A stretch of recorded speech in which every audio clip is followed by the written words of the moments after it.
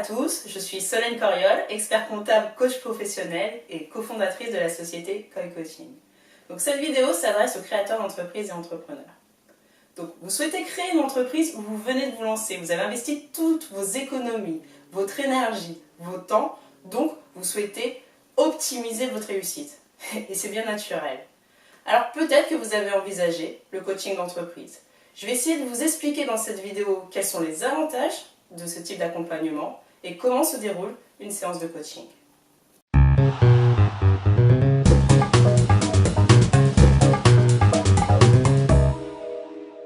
Donc, qu'est-ce que vous permet le coaching d'entreprise ? La première chose, ça va être d'avoir une vision claire et précise de ce que vous voulez créer. La première question à se poser, ça va être pourquoi je souhaite créer une entreprise et pourquoi celle-ci et pas une autre. La seconde question est qu'est-ce que je vais vendre ? À qui ? Comment ? Donc ici, on va surtout s'intéresser à l'adéquation entre le projet et l'homme. Je pars du principe que pour qu'une entreprise soit pérenne, elle doit être alignée avec ce que vous êtes fondamentalement.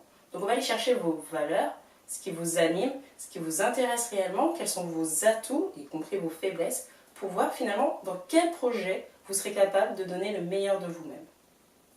On peut même aller plus loin. On peut aller chercher dans votre personnalité qu'est-ce qui va vous permettre de créer une entreprise originale, qui va se différencier des autres.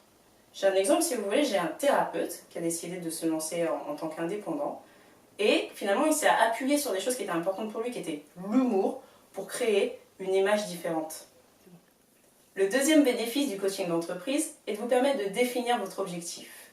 Votre coach sera là pour vous challenger, sachant que pour qu'un objectif soit fiable, il faut qu'il soit chiffré, précis, mesurable dans le temps.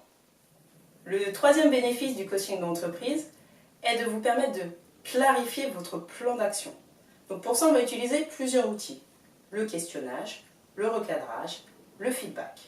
Alors qu'est-ce que c'est le questionnage ? C'est tout simplement le fait de vous poser des questions pertinentes qui vont vous permettre d'aller chercher plus loin, d'affiner votre réflexion et de faire preuve de plus de créativité et d'ingéniosité. Le recadrage, quant à lui, va vous permettre de voir les choses sous un horizon différent. Pour vous donner un exemple assez parlant, j'avais une cliente qui réalisait des sondages. Ça faisait des années qu'elle faisait les choses d'une certaine façon et pour elle, elle ne pouvait les faire que de cette façon. Donc elle considérait que ses études devaient être revendues à des grands comptes qui avaient plus de moyens pour réaliser derrière des analyses. Écoutez, elle a réussi à sauver son entreprise du dépôt de bilan en comprenant qu'elle pouvait modifier légèrement son business model. Ne plus cibler forcément que des grands comptes, mais aussi s'intéresser à des entrepreneurs ou à des créateurs d'entreprises d'ailleurs, qui voulaient réaliser eux-mêmes leur étude de marché et qui avaient besoin d'un training ou d'une formation pour savoir comment réaliser ce sondage. Et le troisième outil dont je vous parlais, c'est le feedback. Alors qu'est-ce que c'est le feedback ? C'est le fait d'avoir un regard extérieur le plus neutre et le plus objectif possible sur votre façon d'être ou les réactions que vous allez susciter dans votre entourage. Pareil, pour vous donner un exemple pour que ça vous parle en fait, vous pouvez imaginer que vous avez du mal à vendre vos prestations auprès de vos clients. À ce moment-là, votre coach d'entreprise va jouer un rôle miroir. Il va créer une mise en situation où vous allez exposer, vous présenter comme vous le ferez devant un client, et lui va pouvoir vous dire qu'est-ce qui a suscité son intérêt, qu'est-ce qui au contraire l'a un peu intimidé. Et c'est grâce à ces feedbacks que vous allez pouvoir progresser et affiner vos techniques. J'ai oublié de vous parler d'un outil qui peut être intéressant aussi lorsqu'on cherche à affiner son plan d'action, c'est le training. Et le training, en fait, c'est quoi ? C'est des mises en situation, c'est des jeux de rôle grandeur nature. Vous voulez vous entraîner à vous présenter, ça va être d'aller voir des personnes et de vous présenter devant elles. C'est vraiment faire les choses pour qu'elles deviennent habituelles et beaucoup plus fluides pour vous. Et un dernier avantage du coaching d'affaires, c'est le fait de pouvoir donner le meilleur de soi. Alors on est d'accord, être entrepreneur, c'est prenant en fait, c'est beaucoup d'énergie, on est mobilisé sur son projet et on a tendance à ne voir que ça, être un petit peu focalisé là-dessus.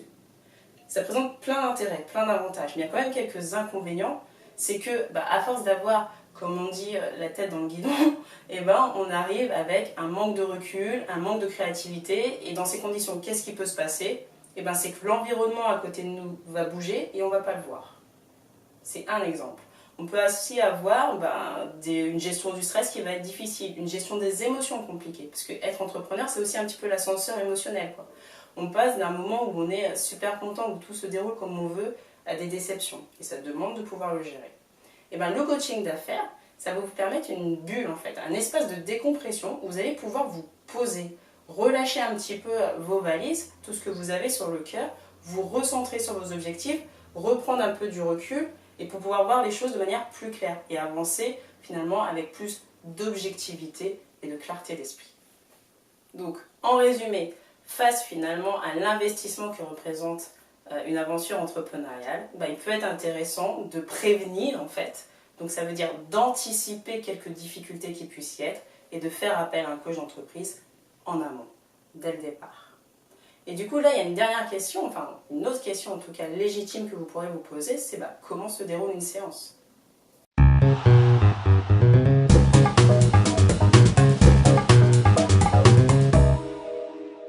Donc une séance de coaching finalement va se dérouler en 5 grandes étapes. La première étape, ça va être la prise de contact. On est d'accord, la relation que vous allez tisser avec votre coach professionnel, c'est une relation de confiance. Donc il y a quand même un élément clé, ça veut dire qu'il faut que vous vous sentiez à l'aise avec la personne qui est en face de vous et que vous ayez le sentiment, la conviction que cette personne est la bonne pour vous accompagner. Donc lors de ce premier échange, finalement, vous allez tout simplement faire connaissance avec votre coach. C'est également l'occasion de questionner votre coach sur son passé, sur son expérience, sur sa formation de coaching, sur ses affinités, savoir est-ce qu'il est certifié ou non, pour s'assurer aussi que son parcours est en adéquation avec vos objectifs. La deuxième étape, c'est l'analyse de la demande. Donc c'est une étape qui est quand même très importante et qu'il ne faut pas négliger. L'analyse de la demande, ça va être d'identifier avec votre coach quels sont les objectifs que vous voulez atteindre. Alors ça a l'air simple comme ça, mais finalement, on se rend compte que derrière une demande explicite, qui paraît évidente, il y a souvent des demandes cachées. Par exemple, j'avais une cliente qui se lançait et elle me disait, je veux être reconnue comme une professionnelle compétente. Et en creusant, finalement, on s'est rendu compte que la demande était bien plus fine qu'elle y paraissait au début. Parce que ça avait attrait notamment à sa féminité, à sa féminité. Donc en fait, le vrai enjeu était, je veux être reconnue comme une femme compétente. Et ça, c'était surtout lié à un environnement qui était essentiellement masculin. Si on s'était concentré que sur la première demande, donc je veux être considérée comme quelqu'un de compétent, on aurait négligé tout un tas d'éléments qui sont essentiels. C'est comment je fais pour m'affirmer en tant que femme dans un milieu masculin. Voilà, donc deuxième étape, l'analyse de la demande, qui demande un travail de recherche, d'investigation et d'introspection. En coaching d'entreprise, en plus, on peut avoir des demandes encore plus complexes. Donc typiquement, c'est l'employeur qui fait appel à un coach pour l'un de ses managers. Donc forcément, les objectifs de l'employeur et ceux du manager ne sont pas forcément les mêmes. Et là, c'est de voir comment on fait pour que ces deux objectifs sont en adéquation. Et donc une dernière demande qu'on peut avoir en coaching d'entreprise, c'est ce qu'on appelle finalement le coaching d'équipe. Donc vous êtes une start-up, vous venez de vous lancer, vous avez embauché une équipe qui est relativement jeune, et du coup vous allez avoir pour enjeu de souder cette équipe, de faire que cette équipe soit capable de fonctionner ensemble et présente les mêmes synergies.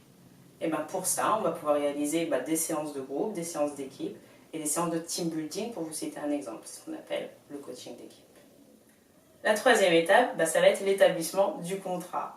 Alors ça peut être soit un contrat bipartite, donc entre le coach et une personne, donc l'entrepreneur directement, ou un contrat tripartite. Donc là, je vais avoir le coach, l'entreprise et la personne concernée. C'est le cas que je vous donnais tout à l'heure avec le manager. Dans ce contrat, on va mettre plusieurs choses. L'objectif, le processus. Alors ce qu'on appelle le processus, ça va être plus le déroulement des séances, les modalités pratiques. Puis on va voir aussi les obligations de chacune des parties. Typiquement pour le coach, le secret professionnel, et puis le code de déontologie.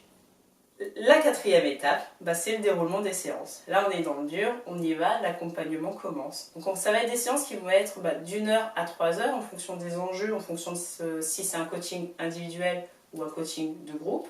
Elles vont être espacées d'environ 1 à 3 semaines. Et enfin, la dernière étape, ça va être le travail personnel et le suivi. Alors j'insiste sur le travail personnel. Le coaching, malgré tout, reste une démarche personnelle. C'est-à-dire que vous n'atteindrez finalement vos objectifs que si vous le voulez vraiment. Vous changerez quelque chose qui vous embête que si vous êtes engagé à le faire. Et donc forcément, pour que ça fonctionne, ça demande également un petit peu de mobilisation de votre part. vous allez avoir des réflexions, intercessions, des exercices à faire peut-être, des mises en pratique, tout état de cause, quelque chose en fait qui va vous obliger à vous engager dans l'action. Et de son côté, le coach, lui, il est chargé de s'assurer que vous ne déviez pas de votre objectif et que finalement, c'est plus pour vous aider à ne pas mettre en œuvre, par exemple, des techniques de sabotage ou à être ralenti ou à perdre du temps. Il vous permet de gagner du temps et d'économiser de l'énergie. Donc voilà pour ce qui est de la séance de coaching d'entreprise. Donc comme d'habitude, je vous ai fait un résumé pour vous donner les grandes lignes. Si vous voulez en savoir plus, consultez notre article de blog, donc description dans la biographie. Sachez aussi qu'on écrit beaucoup d'articles destinés aux créateurs d'entreprises et aux entrepreneurs pour vous aider. Donc n'hésitez pas à les consulter et surtout à nous faire des suggestions. S'il y a un thème qui vous intéresse ou quelque chose que vous aimeriez qu'on développe, on est à votre écoute, on est là pour ça. Ou des commentaires, enfin quoi que ce soit. On est là pour vous aider et on sera ravis d'échanger avec vous. Je vous remercie.